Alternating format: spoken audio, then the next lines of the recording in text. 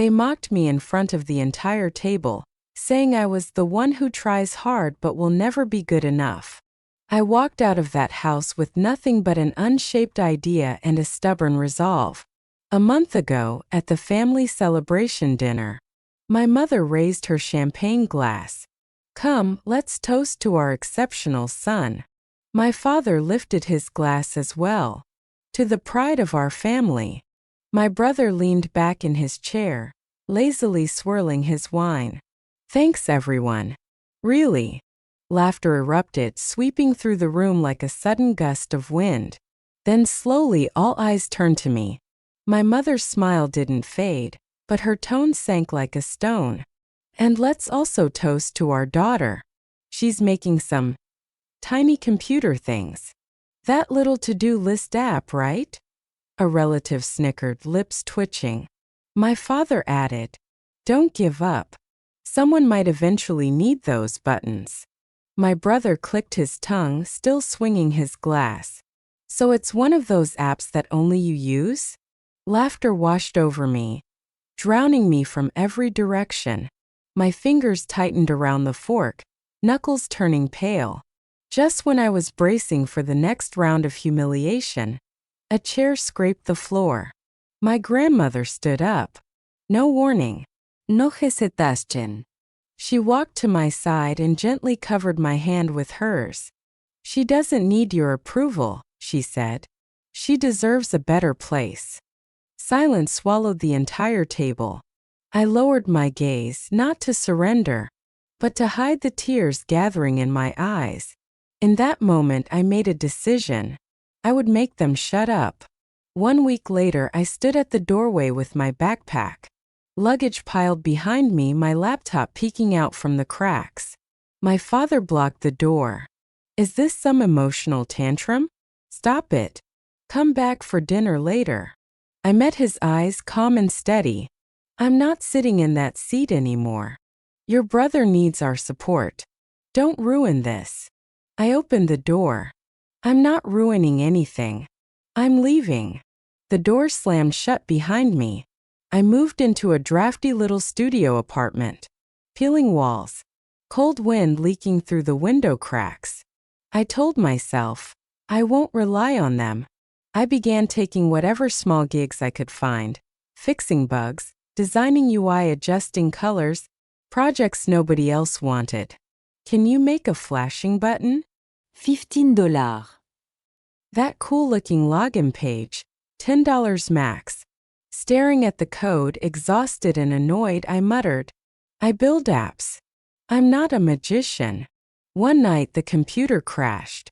I yelled, voice cracking, "Please, just work." My phone buzzed. A message from my friend.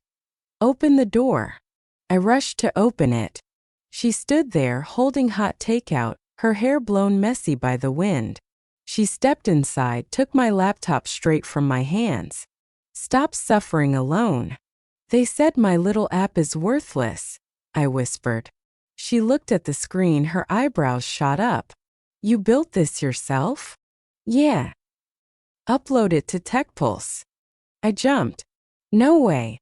TechPulse is a nest of trolls. They'll tear me apart." She leaned in, her voice firm and sharp. "They're not your parents. You don't need to please them."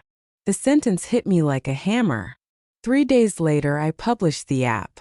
The next morning, I woke to a phone exploding with notifications. "This is so useful. Can you add sync across devices?" I open it every day. I sat frozen, tears spilling from my eyes. For the first time, someone saw me. 3 months later, an email arrived. Invitation. Product pitch event. Please bring your demo. I stared at the screen for a long time. My friend shoved a cup of coffee into my hand. "Get ready. You're about to shine." In the bright meeting room, I adjusted the cable for the projector. A familiar voice echoed from the doorway. "Well, well. You're here too." My brother walked in, eyebrows lifted in amusement. He leaned close and whispered, "Don't be nervous. You're here to learn, right?" I plugged in the cable without even looking at him. When it was my turn, I said only one line. I built this app because I knew what it felt like to be ignored. I showed user growth charts, efficiency data, cross-device syncing. A judge leaned forward. How did you think of all those details? I smiled. Because I lived through chaos. That's why I understand order. Then my brother presented. PPT animations flashing everywhere. Buzzwords filling the air. Resource integration, strategic loops, scalable synergy.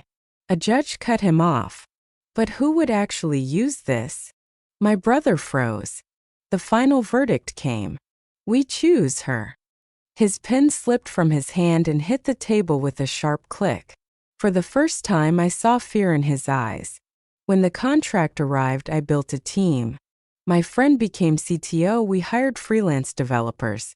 The office was tiny, but we pushed desks together and laughed. On the wall, we taped a paper that read, "No connections. Only capability." My app made headlines. People shared our story. I reposted the articles without tagging anyone. A few days later, my parents texted, "Your brother's company is in trouble. Can you? Your family after all." I replied, I'm Busse. Days later, my brother showed up at my office. He looked pale, almost transparent. "You won. Happy now." I looked up. "I wasn't trying to win against you." I held his gaze. I was trying to stop losing to myself. His voice trembled. "Please help us. Just once." Asked, "When you mocked my little app, did you ever think of helping me?" He said nothing. I opened the door. I'm not going back to that seat. At the award ceremony, the lights were blinding. The trophy felt heavy in my hand. I faced the crowd and spoke into the microphone. "Thank you to those who doubted and belittled me. You taught me to build my world with my own hands."